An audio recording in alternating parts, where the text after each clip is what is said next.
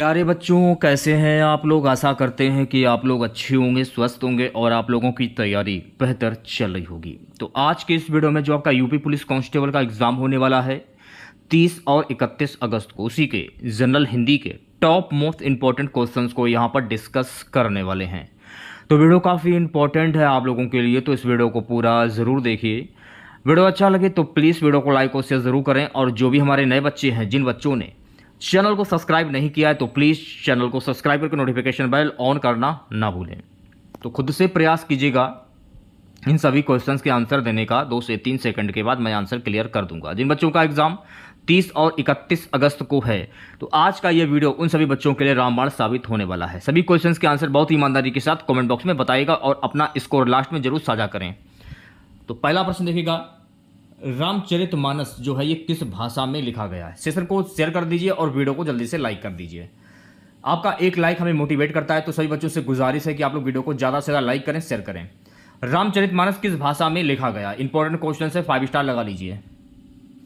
तो मेरे प्यारे साथियों, रामचरितमानस जो है ना, ये अवधी भाषा में लिखा गया। किस भाषा में लिखा गया है? अवधी भाषा। तो ऑप्शन नंबर सी सही हो जाएगा। खड़ी बोली का दूसरा नाम क्या है? मगही, कौरवी, हिंदुस्तानी, बघेली। खड़ी बोली का दूसरा नाम, तो मेरे प्यारे साथियों, खड़ी बोली का दूसरा नाम है कौरवी। क्या है? कौरवी। ऑप्शन नंबर वी जो है ये बिल्कुल करेक्ट हो जाएगा। चलिए बढ़ते हैं नेक्स्ट क्वेश्चन की ओर। अधिकतर भारतीय भाषाओं का विकास किस लिपि से हुआ है? शारदा लिपि, खरोष्ट लिपि, कुटिल लिपि, ब्राह्मी लिपि। अधिकतर भारतीय भाषाओं का विकास किस लिपि से हुआ है, ये पूछा जा रहा है। तो मेरे प्यारे साथियों, अधिकतर भारतीय भाषाओं का विकास ब्राह्मी लिपि से हुआ है। तो ऑप्शन नंबर डी जो है ये बिल्कुल सही हो जाएगा। नेक्स्ट क्वेश्चन, देवनागरी लिपि किस भाषा की लिपि है? पंजाबी, बांग्ला, उर्दू, हिंदी।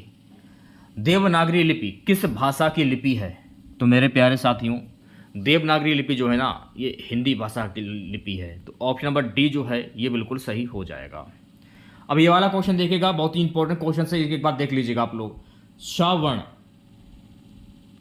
किसके योग से बना है?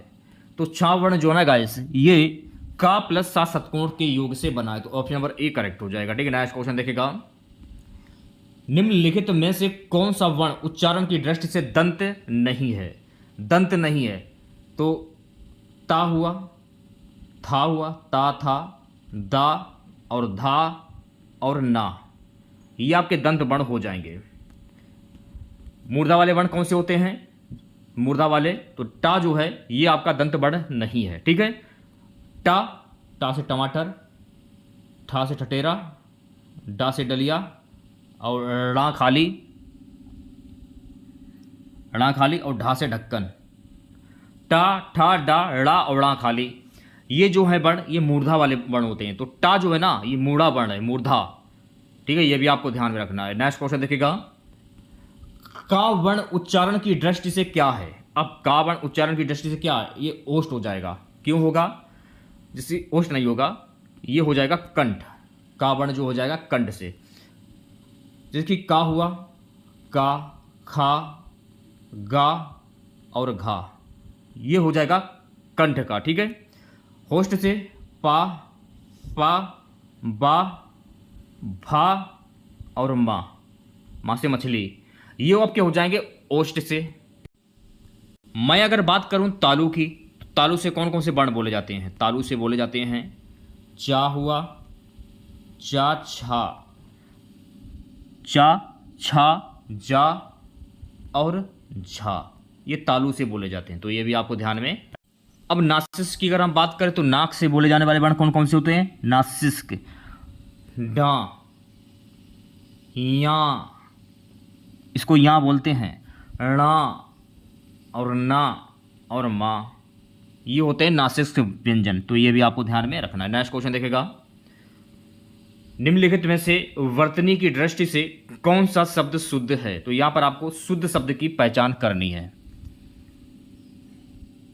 ऑप्शन नंबर सी जो है ये बिल्कुल सही हो जाएगा। शीर्षक अगर आप लोग लिखते हैं तो शीर्षक ऐसे लिखा जाता है। मंत्रिमंडल कैसे लिखा जाता है? तो देखिए, मंत्रिमंडल लिखने का जो तरीका है ना, ये रहा, मंत्रिमंडल ऐसे लिखा जाता है। तो वी ऑप्शन जो है करेक्ट हो जाएगा। अतिथि, अतिथि कैसे लिखा जाता है? अतिथि की शुद्ध वर्तनी क्या होगी? देखिए अतिथि को लिखने का जो तरीका है ना वो ये रहा, अतिथि ऐसे लिखा जाता है, तो ऑप्शन नंबर वी करेक्ट हो जाएगा। पूर्ति कैसे लिखा जाता है? पूर्ति लिखने का तरीका क्या है? तो मेरे प्यारे साथियों पूर्ति जो है ना ऐसे लिखा जाता है, पूर्ति। निरसता, इसकी शुद्ध बतानी क्या होगी? तो निरसता, निरसता, ऑप्शन नंबर डी जो है ये बिल्कुल सही हो जाएगा। महाधन आत्मा से शब्द क्या बनेगा? सिंपल सा क्वेश्चन से आसानी से बता सकते हैं आप लोग। महाधन आत्मा से शब्द बनेगा महात्मा। क्या बनेगा? महात्मा। ऑप्शन नंबर वी करेक्ट हो जाएगा।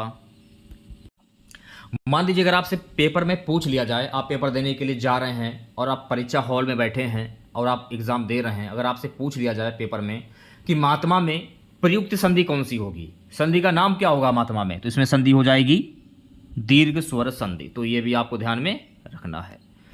रमाधन ईश, रमेश में इसमें से कौन सी संधि होगी? दीर्घ संधि, वृद्धि संधि, गुण संधि या यण संधि? रमाधन ईश,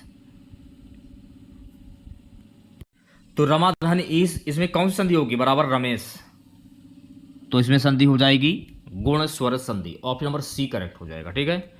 अच्छा, उच्चारण का संधि विच्छेद क्या होता है?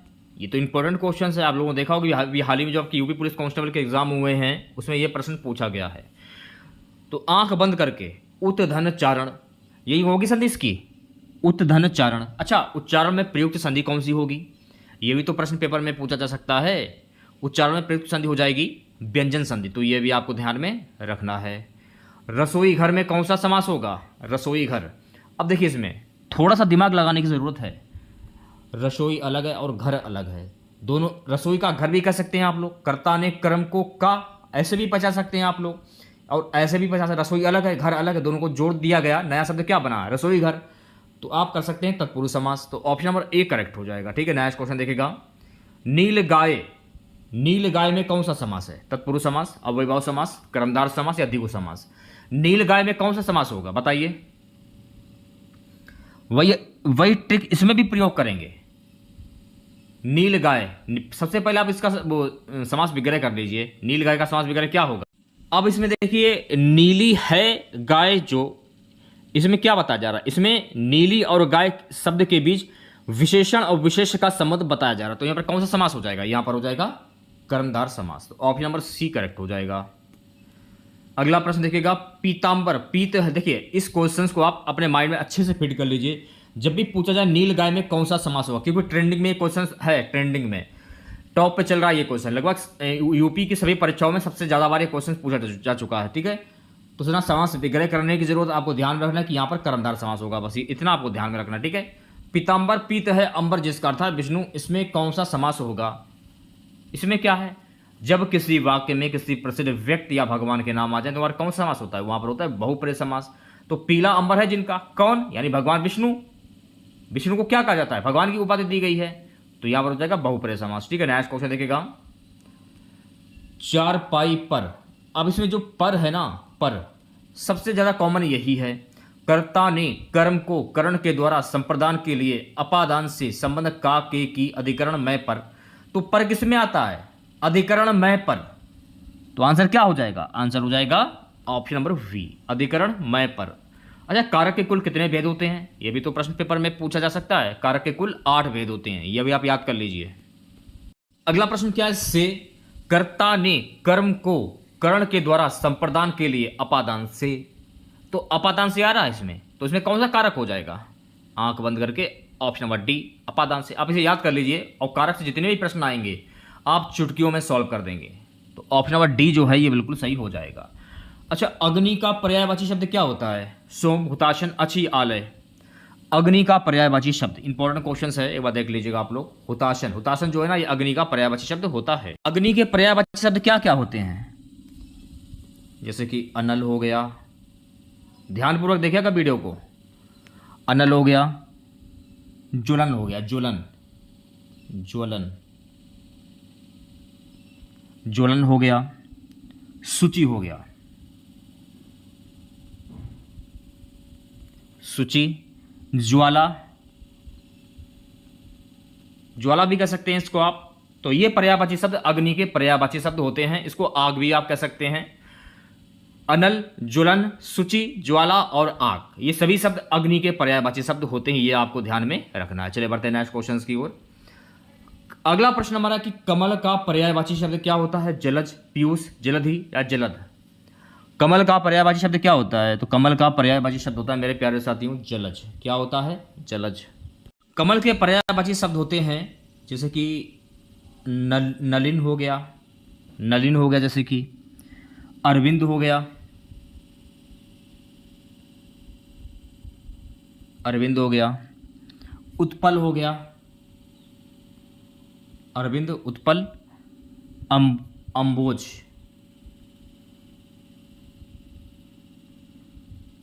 अम्बोज हो गया, तामरस हो गया, जैसे कि तामरस हो गया, पुष्कर हो गया। ये सभी शब्द कमल के पर्यायवाची शब्द होते हैं। नलिन, अरविंद, उत्पल, अम्बोज, ताम्रस, पुष्कर, ये सभी शब्द कमल के पर्यायवाची शब्द होते हैं। ठीक है, नेक्स्ट क्वेश्चन देखेगा। अगला प्रश्न हमारा, इंद्र का पर्यायवाची शब्द क्या होगा? बाजीगर, राजराज, मधवा, विनायक। तो इंद्र का पर्यायवाची शब्द क्या होता है? तो इंद्र का पर्यायवाची शब्द होता है मधवा। क्या होता है? मधवा। ऑप्शन नंबर सी जो है ये बिल्कुल सही हो जाएगा। वैसे तो इंद्र के पर्यायवाची शब्द वज्र भी होता है, देवदूत भी होता है, विजय भी होता है, विवास भी होता है, भुवनेश्वर भी होता है, मेघराज भी होता है, पवन पुत्र भी होता है, मेघनाथ, प्रभु, स्वर्गपति, जयेश, विनायक, अभिनंदन। ये सभी शब्द ये इंद्र के पर्यायवाची शब्द होते हैं। ये भी आपको ध्यान में रखना है। देखिए क्वेश्चन मैं आपको बहुत ही इंपॉर्टेंट क्वेश्चन वही क्वेश्चंस करा रहा हूं जो कि एग्जाम में टच होते हैं। अगला प्रश्न क्या कि घर का पर्यायवाची शब्द क्या होगा? नग, निकेतन, इला, बिहार। तो घर का पर्यायवाची शब्द क्या होता है? तो निकेतन होता है। बहुत ही सिंपल सा क्वेश्चन है, तो ऑप्शन नंबर बी सही हो जाएगा। देखिए घर के पर्यायवाची शब्द होते हैं घर हुआ, निकेतन, भवन, आलय, निवास, सदन, आगार, आयतन, आवास, धाम। ये सभी शब्द घर के पर्यायवाची शब्द होते हैं। बस इसको ग्रह भी कहा जाता है। हरिण का पर्यायवाची शब्द क्या होगा? हरिण को क्या कहते हैं? ये तो संस्कृत भाषा का शब्द हो गया। हरिण को क्या कहते हैं? हरिण को क्या कहते हैं? मृग कहते हैं। तो ऑप्शन नंबर डी जो है ये बिल्कुल सही हो जाएगा। ठीक है, अगला प्रश्न क्या है? उपकार का विलोम शब्द क्या होगा? इंपॉर्टेंट क्वेश्चन है, एक बार देख लीजिएगा आप लोग। उपकार शब्द का विलोम शब्द क्या होता है? तो उपकार शब्द का विलोम शब्द होता क्या होता है? अपकार होता है। इस पर भी 5 स्टार लगा लीजिए। आगत का विलोम शब्द क्या होता है? अनागत, विगत, स्वागत, विरत। आगत का विलोम शब्द क्या होता है? इसका अपोजिट यानी इसका उल्टा क्या कहेंगे आप? इसको अनागत होगा। ऑप्शन नंबर ए करेक्ट हो जाएगा। सापेक्ष का विलोम शब्द क्या होता है? आपेक्ष, निरपेक्ष, असापेक्ष, कुसापेक्ष। सापेक्ष का विलोम शब्द क्या होगा? तो सापेक्ष का विलोम शब्द होता है निरपेक्ष। क्या होता है? निरपेक्ष। ऑप्शन नंबर वी करेक्ट हो जाएगा। स्मरण का विलोम शब्द क्या होता है? भूलना, अस्मरण, विस्मरण, सुस्मरण।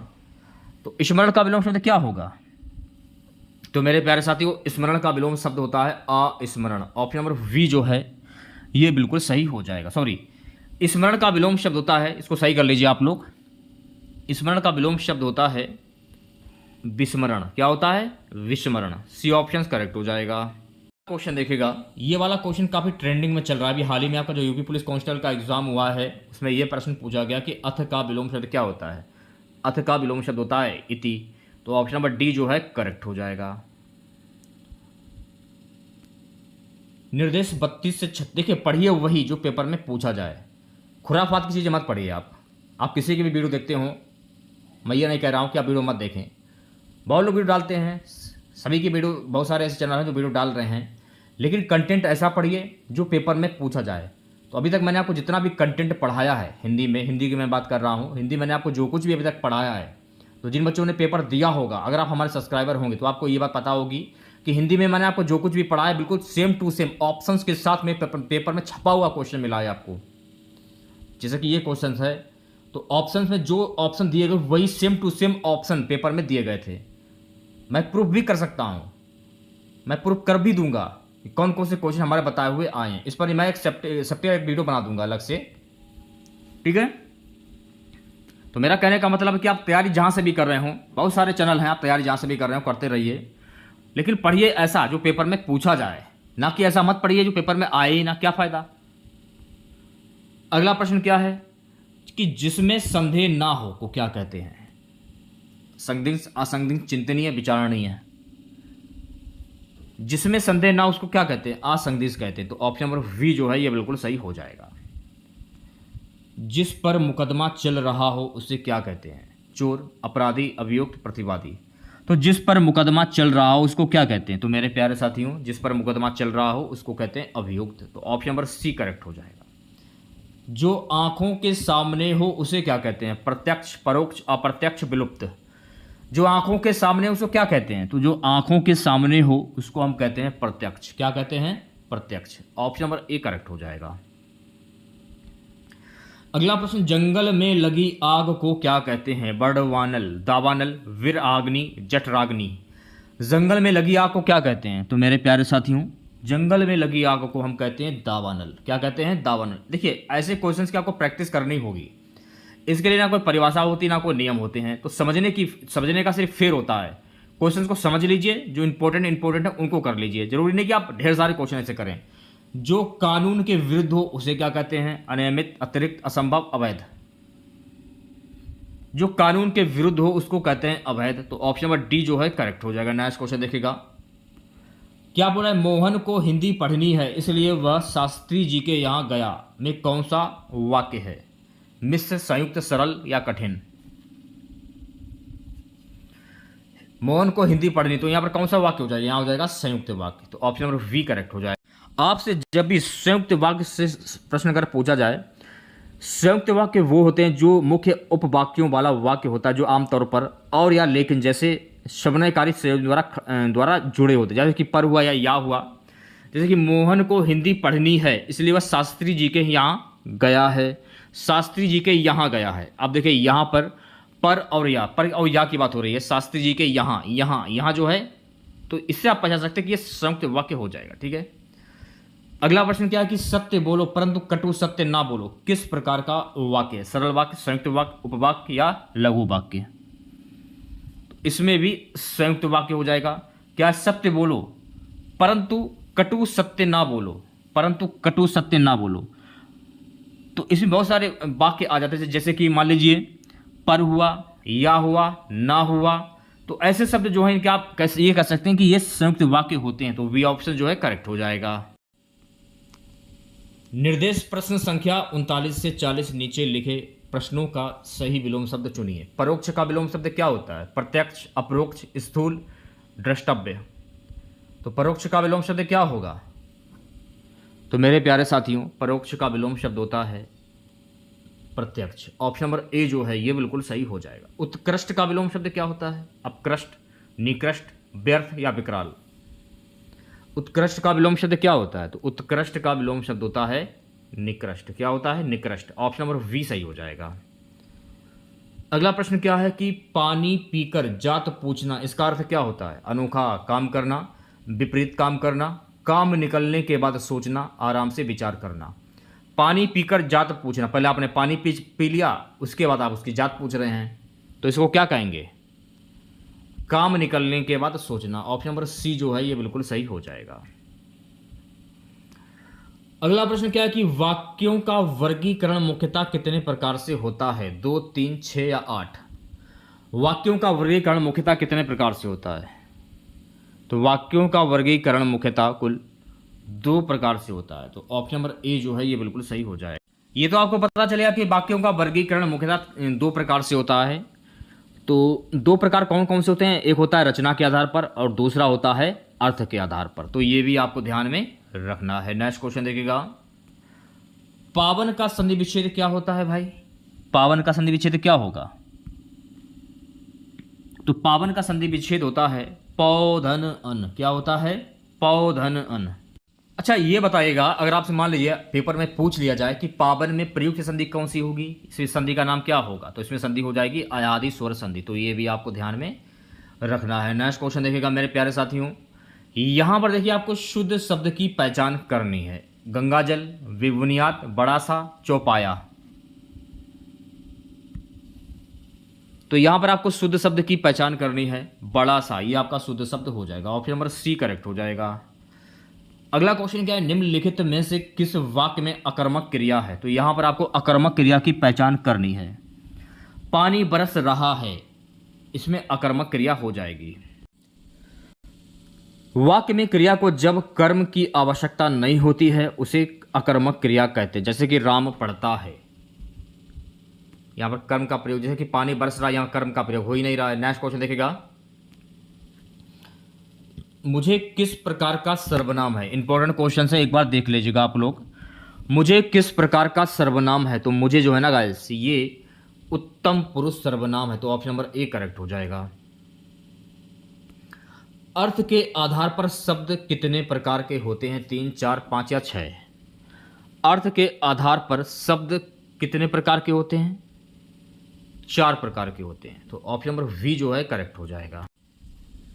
कौन कौन से होते हैं, वाचक, लक्षक और व्यंजक, ये 3 प्रकार के होते हैं, तो ये भी आपको ध्यान में रखना है। नेक्स्ट क्वेश्चन देखिएगा, लालटेन शब्द निम्न वर्गों में से किस वर्ग में आता है, तत्सम, तद्भव, देशज, विदेशज। लालटेन शब्द निम्न वर्गों में से किस वर्ग में आता है, ये आपको बताना है। तो मेरे प्यारे साथियों, लालटेन शब्द जो है ना, ये विदेशज वर्ग के अंतर्गत में आता है, तो लालटेन जो है ना, ये विदेशज शब्द है, तो ऑप्शन नंबर डी करेक्ट हो जाएगा। अगला क्वेश्चन क्या है, यशोदा में प्रयुक्त संधि का नाम क्या है। यशोदा, जैसे कि आप जब यशोदा की संधि करते हैं तो यशोदा की संधि होती है यश, धन, दा, और पूछा क्या जा रहा है इसमें प्रयुक्त संधि कौन सी होगी, तो जाहिर सी बात है विसर्ग संधि हो जाएगी, तो सी ऑप्शन करेक्ट हो जाएगा। ठीक है, नेक्स्ट क्वेश्चन देखिएगा। अब यहां पर जो पर देख रहे हैं ना, सबसे मेन कॉमन यही है, पर कर्ता ने कर्म को करण के द्वारा संप्रदान के लिए अपादान से संबंध का के की अधिकरण में पर, तो पर किस में आता है, अधिकरण में आता है। तो मैंने पूरा पढ़ा भी नहीं और मैंने आंसर तुरंत निकाल दिया आपके सामने। कुर्सी पर मास्टर जी बैठे हैं, कुर्सी और मास्टर जी बैठे, इसको हटा दीजिए, जो मेन कॉमन है वो है पर, तो पर में कौन सा कारक हो जाएगा, अधिकरण कारक हो जाएगा, तो ये भी आपको ध्यान में रखना है। तो कारक के कुल कितने भेद होते हैं, ये तो मैंने आपको अभी बताया आप लोगों को, तो कारक के कुल 8 भेद होते हैं। ठीक है, तो डी ऑप्शन सही हो जाएगा। अब इसमें आपको बहुप्रिय समास की पहचान करनी है, तो इसमें बहुप्रिय समास कौन सा होगा, चतुर्भुज। अब बहुत सारे बच्चे ऐसे होंगे जो बताएंगे कि इसमें द्विगु समास होगा, क्योंकि संख्यावाची शब्द है, बहुत सारे ऐसे बच्चे बताएंगे, लेकिन इसमें द्विगु समास नहीं होगा, इसमें होगा बहुप्रिय समास। तो जब भी ऐसे प्रश्न कंफ्यूज वाले पूछे जाएं, चतुर्भुज, जब आप इसका समास विग्रह करेंगे, 4 भुजाएं हैं जिसकी, यानी भगवान विष्णु, और बहुत सारे ऐसे बच्चे होंगे जो बताएंगे कि इसमें द्विगु समास होगा, क्योंकि 4 भुजाओं का समूह, ये भी कह सकते हैं आप लोग। तो इसमें जो है चतुर्भुज जो है, ये पूछा जा रहा है क्वेश्चन में कि बहुप्रिय समास का उदाहरण कौन सा होगा। पंचवटी होगा नहीं, इसमें द्वंद्व समास हो जाएगा। करुणपति भी नहीं होगा, करुण अलग है, पति अलग है, ये भी नहीं होगा। चरण कमल, इसमें भी नहीं होगा। तो चतुर्भुज एक बसता, चतुर्भुज यानी 4 भुजाएं हैं जिसकी, यानी भगवान विष्णु। तो जब किसी वाक्य में किसी प्रसिद्ध व्यक्ति या भगवान के नाम आ जाए, वहां पर होता है बहुप्रिय समास, ये आपको ध्यान में रखना है। ठीक है, नेक्स्ट क्वेश्चन देखिएगा, तिलक किस प्रकार का शब्द है, तत्सम, तद्भव, देशज या शंकर। तो तिलक किस प्रकार का शब्द है, तो तिलक जो है ना, ये तत्सम शब्द है, क्योंकि ये संस्कृत भाषा का शब्द है, इसलिए ये तत्सम शब्द हो जाएगा। ऑप्शन नंबर ए करेक्ट हो जाएगा। अंडे का शहजादा का अर्थ क्या होता है, कमजोर व्यक्ति, चालाक व्यक्ति, अनुभवी व्यक्ति, अनुभवहीन व्यक्ति। अंडे का शहजादा, अंडे का शहजादा यानी अनुभवहीन व्यक्ति, ऑप्शन नंबर डी जो है ये बिल्कुल सही हो जाएगा। प्रतिनुमति का अर्थ क्या होता है, उत्तर ना देने की क्षमता, जो फिर से उत्पन्न हुआ हो, जिसकी बुद्धि में नई नई बात उत्पन्न होती हो तो तत्काल सोचकर उत्तर दे सके। प्रतिनुमति का अर्थ क्या होता है, तो प्रतिनुमति का अर्थ होता है गाइस, जो तत्काल सोचकर उत्तर दे सके। ऑप्शन नंबर डी जो है करेक्ट हो जाएगा। नेक्स्ट क्वेश्चन क्या, हाड़ौती बोली है पश्चिमी राजस्थानी की, पूर्वी राजस्थानी की, दक्षिणी राजस्थानी की, उत्तरी राजस्थानी की। तो हाड़ौती बोली कहाँ की है, तो हाड़ौती बोली जो है ना गाइस, ये पूर्वी राजस्थान की बोली है। कहाँ की है, पूर्वी राजस्थान। तो ऑप्शन नंबर वी जो है ये बिल्कुल सही हो जाएगा। अगला प्रश्न, मुंशी प्रेमचंद के अधूरे उपन्यास का नाम क्या है, गबन, रंगभूमि, मंगलसूत्र, सेवा सदन।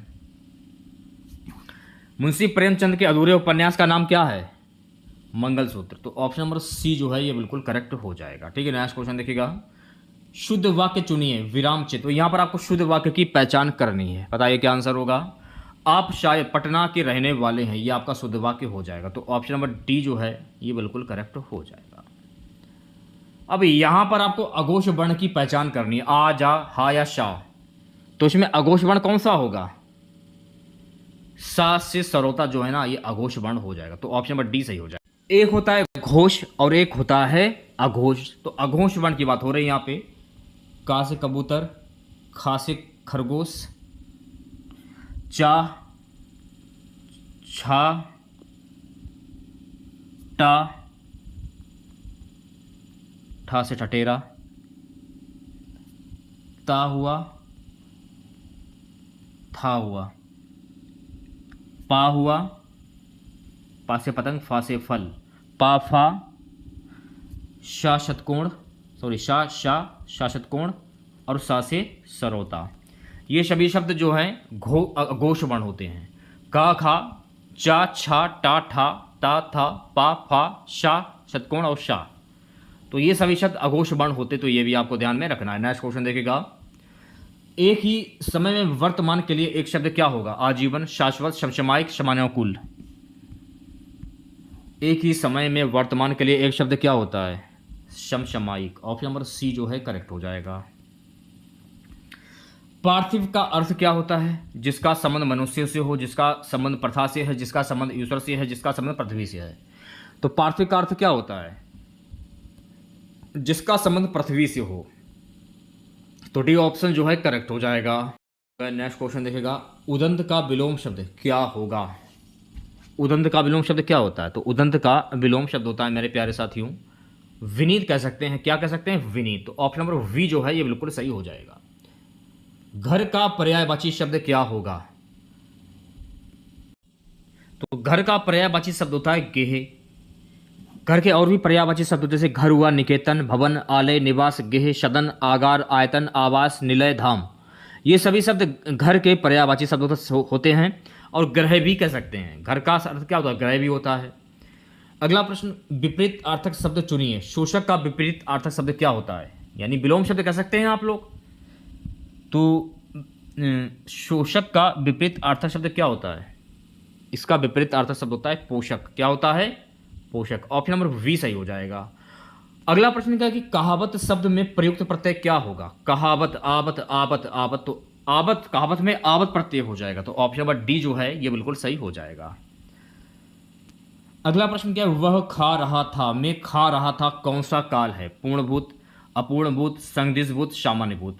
वह खा रहा था में खा रहा था क्या है? सामान्यभूत। ऑप्शन नंबर डी जो है ये बिल्कुल सही हो जाएगा। ठीक है। सो गाइस नेक्स्ट क्वेश्चन देखिएगा, पुस्तकें धड़ाधड़ बिक रही हैं में धड़ाधड़ में शब्द का कौन सा रूप है? क्रिया विशेषण, विशेषण, विक्रिया, प्राविशेषण। पुस्तकें धड़ाधड़ बिक रही हैं में धड़ाधड़ में शब्द का कौन सा रूप है? धड़ाधड़। क्रिया विशेषण। ऑप्शन नंबर ए जो है ये बिल्कुल सही हो जाए, क्योंकि पुस्तकें धड़ाधड़ बिक रही हैं तो क्रिया का भी प्रयोग हो रहा है इसमें और विशेषण का भी प्रयोग हो रहा है। अगला प्रश्न क्या है? राम ने कहा कि मैं घर जाऊंगा में घर जाऊंगा कौन सा वाक्य है? घर जाऊंगा इसमें कौन सा वाक्य होगा ये आपको बताना है। तो इसमें हो जाएगा क्रिया उपवाक्य, यानी इसमें क्रिया का भी प्रयोग हो रहा है और उपवाक्य का भी प्रयोग हो रहा है कि घर जाऊंगा, घर और जाऊंगा भी, तो घर हो जाएगा क्रिया, उपवाक्य जाऊंगा। इलाहाबाद में बोली जाने वाली बोली कौन सी है? ब्रज, अवधी, खड़ी बोली, भोजपुरी। इलाहाबाद में बोली जाने वाली बोली कौन सी है? अवधी बोली। ऑप्शन नंबर वी जो है ये बिल्कुल सही हो जाएगा। ठीक है। नेक्स्ट क्वेश्चन देखिएगा, ए के उच्चारण स्थान का नाम क्या है? ए तालुब्य, दंतस, कंठोस या कंठ तालुब्य? कंठ तालुब्य। ऑप्शन नंबर डी जो है ये बिल्कुल करेक्ट हो जाएगा। उड़यन का संधि विच्छेद क्या होगा? इंपॉर्टेंट क्वेश्चन है, एक बार देख लीजिएगा आप लोग। उड़यन का संधि विच्छेद होता है उत धन डयन। क्या होता है? उत धन डयन। अच्छा, उड़यन में प्रयुक्त संधि कौन सी होगी? ये भी तो प्रश्न पेपर में पूछा जा सकता है। व्यंजन संधि हो जाएगी, तो ये भी आपको ध्यान में रखना है। नेक्स्ट क्वेश्चन देखिएगा, चूरन किस प्रकार का शब्द है? तत्सम, अर्ध तत्सम, देशज, तद्भव। चूरन किस प्रकार का शब्द है? तो चूरन जो है ना गाइस ये हिंदी भाषा का शब्द है ना। बचपन में आप लोगों ने चूरन बहुत ही खाया होगा, अभी भी खाते होंगे आप लोग चूरन, तो आपको बचपन की यादें ताज़ा हो जाती है। चूरन जो है हिंदी भाषा का शब्द है, यानी ऐसे शब्द जो हिंदी भाषा से उत्पन्न हुए हों वो तद्भव शब्द कहलाते हैं, तो ये आपको ध्यान में रखना है। नेक्स्ट क्वेश्चन देखिएगा, चौकड़ी भूल जाना मुहावरे का अर्थ क्या होगा? रहा ना सूझना, बराबर बात बदलना, पीछा छुड़ाना, ढांढस बताना। चौकड़ी भूल जाना, तो चौकड़ी भूल जाना यानी रहा ना सूझना। ऑप्शन नंबर ए जो है ये बिल्कुल करेक्ट हो जाएगा। नेक्स्ट क्वेश्चन देखिएगा सभी बच्चे, वैमनस्य का विलोम शब्द क्या होता है? वैमनस्य का, तो वैमनस्य का विलोम शब्द होता है मेरे प्यारे साथियों सौमनस्य। क्या होता है? सौमनस्य। ऑप्शन नंबर वी सही हो जाएगा। अगला प्रश्न, जो कवि जो कभी लोकप्रिय होता है उसका सम्मान सभी करते हैं। इस वाक्य का सरल वाक्य क्या होगा? जो कभी लोकप्रिय होता है उसका सम्मान सभी करते हैं, इस वाक्य का सरल वाक्य क्या होगा? इस वाक्य का सरल वाक्य होता है मेरे प्यारे साथियों, लोकप्रिय कवि का सम्मान सभी करते हैं। तो ऑप्शन नंबर वी जो है ये बिल्कुल करेक्ट हो जाएगा। ठीक है, नेक्स्ट क्वेश्चन देखिएगा। आज की क्लास का लास्ट क्वेश्चन रहेगा, सरासर में कौन सा समास है? सरासर, सरासर में कौन सा समास हो जाएगा? अव्ययी भाव समास। तो मैंने आपको क्या बताया था? जहां पर यथा आ जाए, अनु आ जाए, प्रति आ जाए, बड़ा आ जाए, भर, उद, हर और शरा, ये सभी शब्द आ जाए तो वहां पर कौन सा समास होता है? अव्ययी भाव समास। जैसे कि यथोचित, अनुप्रति, प्रतिदिन, आडंबर, भरपेट, उदय, हर दिन और सरासर। तो ये सभी सब अव्ययी भाव समास के उदाहरण होते, तो ये भी आपको ध्यान में रखना है। तो कैसी लगी क्लास आप लोगों को? कमेंट बॉक्स में जरूर बताइएगा। तो अगर आप लोगों को आज की क्लास अच्छी लगी हो तो प्लीज़ वीडियो को ज़्यादा से ज़्यादा लाइक कीजिए, शेयर कीजिए, अपने तमाम दोस्तों में हर जगह शेयर कर दीजिए एक बार आप लोग। और चैनल पर नए सब्सक्राइब नहीं किया चैनल को तो तुरंत चैनल को सब्सक्राइब करें और नोटिफिकेशन बेल ऑन करना ना भूलें। मिलते हैं नेक्स्ट वीडियो के साथ। जय हिंद, जय भारत।